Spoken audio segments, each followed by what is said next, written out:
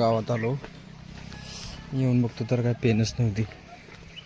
Pen घ्यायला निघालो, काय तिकडं लावलं गाडी. पेन पण खूप महत्त्वाचं असतं.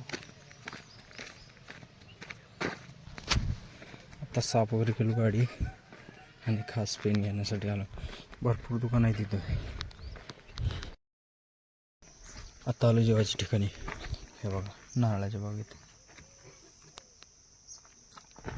कसं लावली गाडी फेस टू फेस. नंतर बघा इथं लावण्याचं एक कारण म्हणजे जेवण करून जाईपर्यंत ह्या झाडांची सावली आपल्या गाडीवर येते. आता फटाफट जेवण वगैरे करायचं, लगेच दुसऱ्या गावाला निघून जायचं. बघ नारळ का डेंजर उष्णता आहे. 40 येईपर्यंत नाही टरबूजच म्हणलो मी.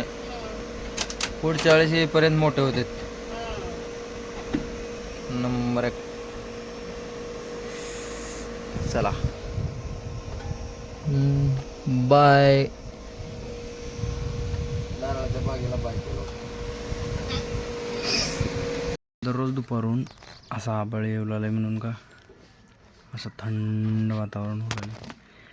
बरं आहे बाबा हे असंच दिवसभर किती का ऊन असं ना, संध्याकाळच्या टायमिंगला असं वातावरण राहिलं तर का एक नंबर असते. बघा हे झाड तर बघा उन्हाळ्यात चक्क वाळून गेल्यावानी होते आणि पावसाळा आला लगेच फुटतात.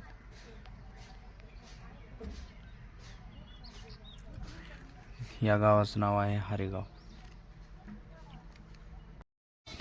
आपापली गाडी त्याच्या ठिकाणावर लावून मी निघालो घरला निघत असताना पेशंट वगैरे बघा एकमेकांची ओळख काढत कसं बसलेत फसकालाच बोलत.